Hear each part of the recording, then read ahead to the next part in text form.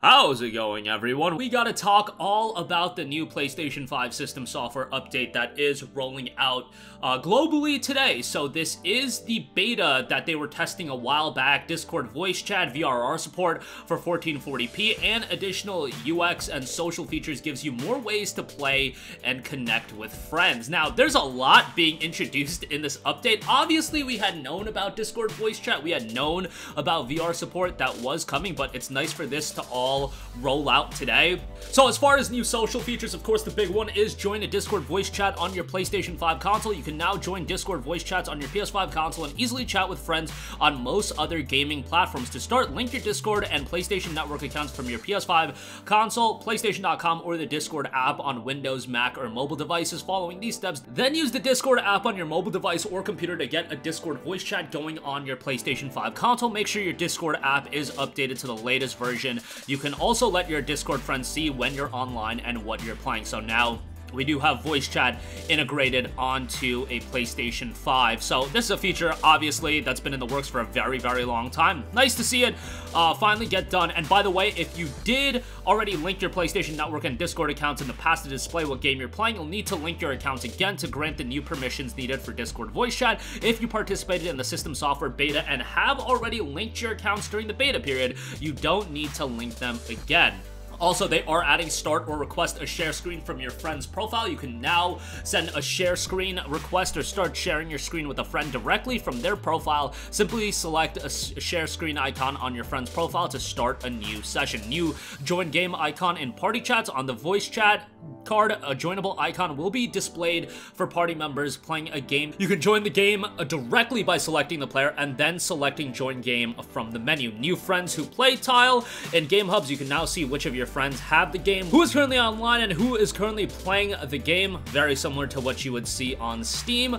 By selecting the tile, you can also see what your friends are doing right now, and you can also access your friend's profile where you'll be given more interaction options. You can also manually upload game captures to the PlayStation app. You can now manually select and upload individual screenshots or game clips to the PlayStation app from your PS5 console, then easily share them on social media or with your friends. This feature complements the auto-upload function that currently exists on the PS app as well. Obviously, those are all of the social improvements that are being made. Now, there are some gameplay changes and personalization options. First of all, variable refresh rate support for 1440p.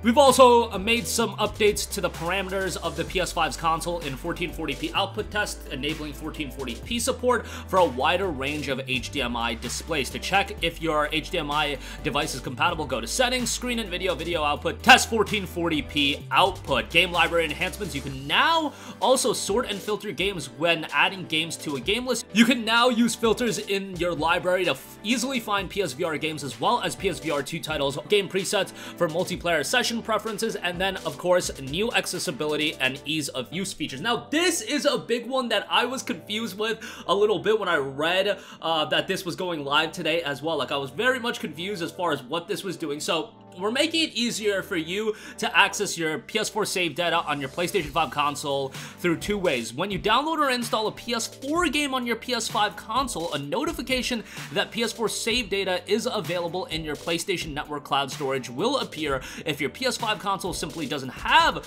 save data for the game, simply select the notification to download your save data. When you download or install a PS5 game that can load a PS4 save data, such as the PS5 version of a game that was also released on PS4, the same notification will appear, and online storage for save data requires a PlayStation Plus.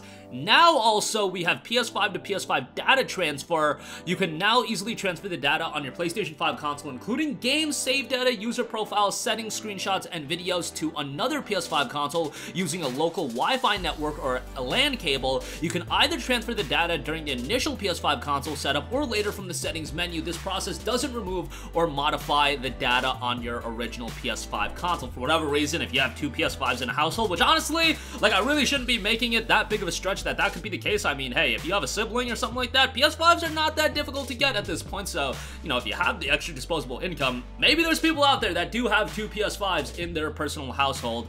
And yeah, that is actually a nice feature to have. Obviously, for most people, I don't think it's going to come up all too too regularly, but I know, for example, with the Steam Deck, and if you have PC games, you know, being able to transfer games through the Wi-Fi connection is actually something that's rather advantageous if you do utilize. I think that would be a little bit more of a common thing, you know, having a deck with a PC rather than just having two PS5s, but you guys get the deal. Screen reader improvements are being implemented as well. The screen reader now gives more detailed guidance when navigating a console. It'll now tell you which direction you can move from the currently selected component, as well as your current position in a component with multiple items. Additionally, when using the screen reader to view web pages, you'll now see borders around the section that's being read aloud. Wireless device update for DualSense wireless controller as well. You can now update the DualSense wireless controller device with a wireless connection. If you have trouble updating the device software wirelessly, you'll connect to your controller to your PS5 console using the USB cable to update it.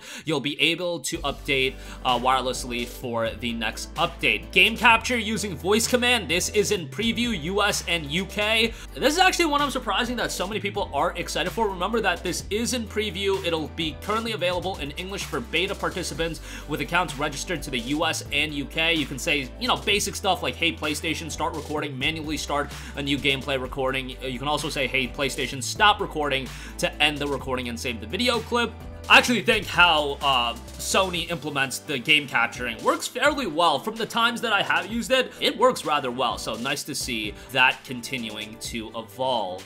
There's also a minor update that's actually something that's fairly notable that is making the rounds with this new firmware update. Wario64 tweeted out, apparently in the new PS5 firmware update, if you have a game installed via disc and you decide to get the digital version or on PlayStation Plus, you can use that same disc installation to play the digital copy without inserting the disc. Now, I had totally misinterpreted what that was suggesting. I was like, no way are you allowed to do some nonsense like you can install a game and continue to play the game without having the disc in it. Like, no way that's a thing. And yes, I was totally confused.